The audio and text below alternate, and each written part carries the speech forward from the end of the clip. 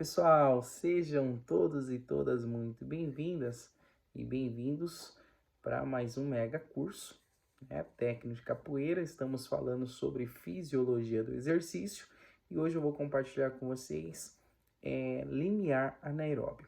Limiar anaeróbio, ele é um esforço mínimo, tá? Para que possa ter alterações fisiológicas, ou seja, um estímulo mínimo para desencadear uma resposta fisiológica. Então, o que seria um estímulo mínimo que desencadeia uma resposta fisiológica? Estímulo está relacionado com propor algo. Então, exemplo, uma caminhada, estímulo caminhar, correr, saltar, que seja. Então, ele está relacionado a um estímulo mínimo. Como assim? Então, exemplo, um estímulo mínimo é tudo aquilo que te tira da zona de repouso. O que é a zona de repouso? Nesse exato momento, você está sentado, acredito eu, né, ou em pé, e o seu coração, ele está no nível de batimento. Sei lá, 70, 80, 50 batimentos por minuto. Então, esse estímulo mínimo, ele faz essa alteração do batimento cardíaco. Então, ou seja, o limiar, ele entra em ação quando acontece esse estímulo mínimo, tá? Então, tudo aquilo que você faz que é acima da sua frequência cardíaca em repouso, ele está relacionado a limiar, tá? A limiar aeróbio. E aí nós temos uma zona de transição, tá? Onde tem essa zona de transição está relacionada à intensidade, tá bom? Onde nós temos a intensidade leve, moderada e intensa. Então, são três zonas. A intensidade leve, então, está relacionada a uma caminhada, por exemplo. Então, há uma alteração no batimento cardíaco, né? E essa alteração acontece porque o sangue, ele precisa ir nesses músculos que estão sendo estimulados pela caminhada. Então, há o quê? Uma alteração no batimento cardíaco, há uma alteração no sistema cardiorrespiratório, no cardiovascular. Então, você faz uma captação maior de oxigênio, os seus vasos sanguíneos, ele aumenta o seu calibre para melhorar essa circulação do sangue. Essa musculatura, né, que entra em movimento, ela hiperaquece, né, pela questão da atividade que está fazendo. Então, essa atividade, tá, de intensidade leve, para vocês entenderem claramente, é uma atividade física que você consegue fazer e conversar. Então, você consegue, mesmo caminhar, você consegue conversar, você consegue raciocinar. Essa é o primeiro nível, né? Então, que nós chamamos de intensidade leve. Intensidade moderada. Essa intensidade moderada é onde já começa a acontecer alguns benefícios em prol da saúde, né? Então, essa moderada é onde você entra, você sai da zona leve, onde exige um pouco mais de esforço físico para estar dando andamento nessa atividade. O coração, ele acelera um pouco mais, começa a ser a produção de sudorese, que é suor, tá ok? E é nessa segunda zona onde acontece o emagrecimento, tá? Na primeira não acontece emagrecimento, tá bom? Por ser uma atividade muito leve. Nessa segunda, na moderada, é onde acontece. Então, assim, à medida que você vai fazendo exercício físico, o seu corpo ele produz o ácido lático, né? Ou conhecido também por lactato. Esse ácido lático, o que ele faz? Ele faz com que, na medida que ele vai sendo produzido, ele atrapalha a produção de ATP, tá? Ou seja, ele quer fazer com que esse músculo pare de fazer atividade física, tá bom? Porque ele já está chegando no seu estado de limite de trabalho, tá bom? Então, é uma resposta de defesa do nosso corpo.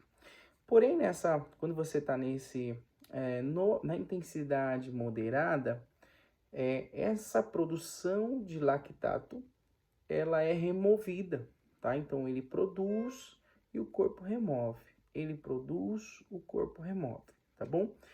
Quando chega na intensidade elevada, né? Então, onde aumenta, quando você sai desse nível de intensidade moderada e vai para o intenso, tá? Aí a resposta é outra. Então, onde começa a acontecer o estado de fadiga. Então, à medida que você aumenta, um exemplo, você está caminhando, aí você começa a fazer essa marcha, essa caminhada um pouco mais rápido, entra no nível 2 e de repente você começa a correr, né? Mas o correr é uma velocidade considerável, né? Porque dependendo do seu nível de corrida, ela ainda fica aí na segunda, ela vai ficar na moderada, no nível moderado, tá bom? Então, no terceiro, tá? Que é a alta intensidade, o que que acontece? Então, acontece uma produção extrema de lactato, onde ele começa a bloquear, tá? A produção de adenosina trifosfato, tá ok? Então, à medida que isso acontece, o seu rendimento ele começa a cair, então você vai perdendo velocidade. Nesse terceiro estágio, você já não consegue respirar, né? Porque é uma intensidade elevada, onde o sistema energético ele está relacionado ao ATP-CP, né? E aí você entra no estado de fadiga e para de fazer atividade. Não sei se vocês já fizeram algum teste ergométrico, né? Onde o especialista, né? Ele pede para você correr numa esteira e vai aumentando a intensidade até onde chega um limite onde você não consiga mais, né? Seja por questões de condicionamento físico, onde você já não consiga mais executar essa atividade por falta de oxigênio, né? Ou até mesmo por alguma limitação, né? Eu fiz alguns anos atrás e eu não consegui um bom resultado, né? Atingi o meu limite, né? Pelo fato do meu joelho ter lesão. Então, eu parei a atividade porque o meu joelho estava doendo. Então, isso atrapalha o teste, né? E aí ele notifica tudo. E aí a gente tem uma noção do VO2, né? Não sei se vocês já ouviram falar dessa palavra VO2, tá ok? Então cada um tem o seu VO2, tá? E uma das formas de você descobrir é através desses testes ergométricos, tá bom? Então eu finalizo aqui com vocês essa aula de limiar, tá? Só fazendo uma analogia para capoeira, tá? Onde que está esse limiar? Então, um exemplo, quando você está só gingando, ele está no leve, né? Quando você começa a fazer alguns movimentos de defesa e ataque, ele entra no moderado. Quando você aumenta a intensidade disso, onde você começa a fazer muito mais rápido, então ataques, defesa, ginga, ataques, defesa, você vai chegar nesse nível extremo. Chegando nesse nível extremo, extremo entra no estágio de fadiga, ou seja, esse terceiro estágio, tá ok? Então é possível atingir esses 3 estágios, tá? Através das aulas de capoeira. E é bom vocês entenderem, né, a proposta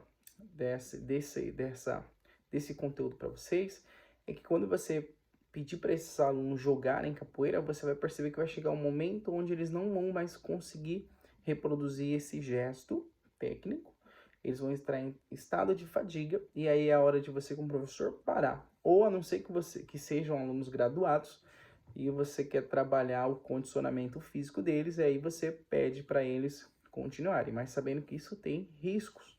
Se é um aluno graduado, mas é um aluno, vamos dizer, sedentário, né? Sedentário na questão do seguinte, ele tem sobrepeso, é um aluno que não tem uma boa alimentação, é um aluno que ele não tem um cuidado com a saúde, então esse aluno ele pode infartar na sua aula, isso mesmo. Tá? Então você pode, através da capoeira, você gerar um dano, uma sequela nele. Ele pode ter um AVC na sua aula, tá? Por essas exigências fisiológicas onde ele não está adaptado. Então, tem alunos e alunos, né? Tem alunos que além da capoeira faz uma caminhada, faz uma academia, tá? Tem alunos que treinam constantemente a capoeira, legal. Só que tem alunos que vão para aula, mas não treinam. É esse perfil que eu tô falando. Mesmo sendo graduado, ele vai para aula e ele treina ali, né? A gente percebe que ele quer participar, mas por questões de sobrepeso, por questões de alguma lesão, ele não consegue dar o seu melhor. E nós temos que respeitar isso, né? A gente não pode ficar em cima, porque se ficar pressionando demais, esse aluno ele vai se sentir desconfortável e vai para uma academia, né? Vai trocar de academia ou vai fazer uma outra atividade que seja, tá bom? Então, com a capoeira é possível fazer isso, só que temos que tomar cuidado, né? O responsável da aula é você, e o que eu quero compartilhar com você é justamente esse desenvolvimento de saúde. Eu vou finalizar aqui essa aula para não ficar muito intensa, beleza? Muito extensa. Até a próxima aula. Tudo de bom para vocês.